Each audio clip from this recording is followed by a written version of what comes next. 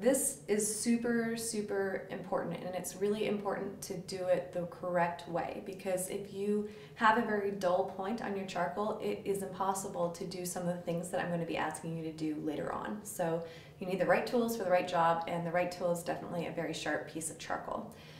So in order to sharpen charcoal, they all come in this unsharpened state here. You'll need your sandpaper, and what you want is you want the longest amount of taper that you can get on this charcoal. So I don't want to sand like this, because when I sand at this angle to the paper, it's going to give me a very small, short point. What I do want to do is make sure that I have as much of the charcoal in contact with the paper that I can get.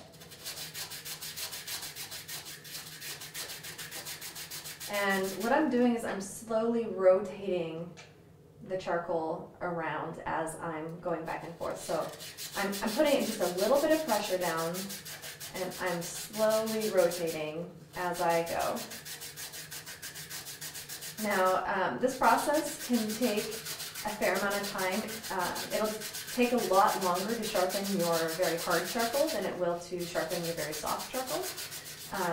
But this is a great way to just kind of meditate, get ready for your day, kind of gets you in the mind frame or the mindset of getting ready to draw for that day. So, it can be kind of a relaxing way to start your art session. Okay, so you can see that I am just slowly rotating this. And you can see that the amount that I'm actually shaving off of this is this long. So again, the very long taper is super important. You need a long taper. So just keep going along here.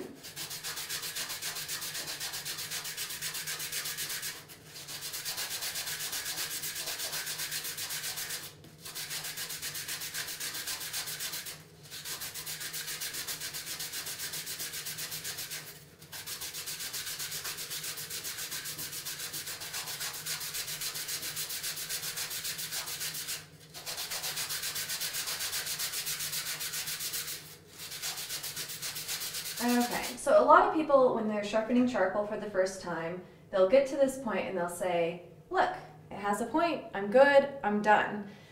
But it's a mistake to think that you're done by having just that much point on it, because as you'll see, we're going to take it to a much finer point.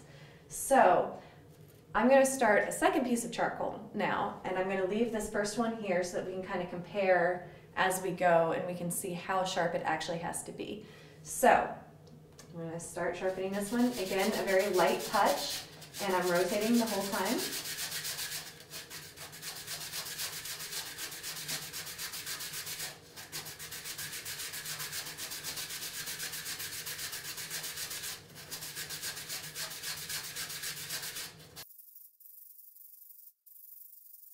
Okay, so you can see that this one is significantly more sharp than this one, but it's still not quite to the point that we need it to, especially when we get to our rendering stages.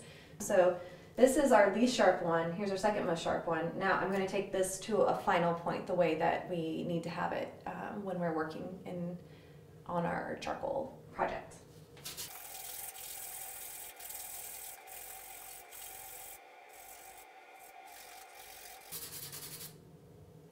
Okay, so I hope you can see how much more pointed this one is than that one.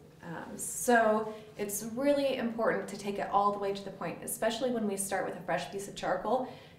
Sometimes getting to this point looks like it's pointed enough, but it's important to take it all the way to the finish, all the way to the long point. Also, when you're learning how to sharpen charcoal for the first time, there's a few mistakes that people make that breaks their charcoal, and it creates a very frustrating experience. So one thing that you can do to help make sure that you are not breaking your charcoal when you sharpen it is to use a light amount of pressure. If you're pushing down really hard, you're gonna snap. And people are afraid that like it's not getting sharp enough if they're not pressing down hard, but really it's better to do it slow and with less pressure than it is to get it sharpened really fast but be snapping all of your charcoal. The other thing is that people will start with that long taper like I showed, like have a whole, quite a bit of this in contact with the sandpaper, and then as it gets sharper they tend to start sharpening like this. And if you sharpen like this, you're going to snap your really pretty point right off. So be aware of those two things. You are going to snap some charcoal when you're first learning how to sharpen charcoal like this. It's just kind of part of the learning curve. So try to be patient with yourself, try to take a deep breath, and you'll have enough charcoal in no time to start on our next project. I recommend having between 5 and 10 charcoal sticks ready when you sit down to draw for each session, just because you don't want to be in the middle of measuring something and then your charcoal snaps, you don't have any other sharp charcoal, and then you have to stop what you're doing, sharpen your charcoal, and then you get back and you're like, what was I doing again? So, sit down with 5 or 10 sticks that are nice and sharp before you start any drawing session, and you'll be able to be very efficient in your drawing.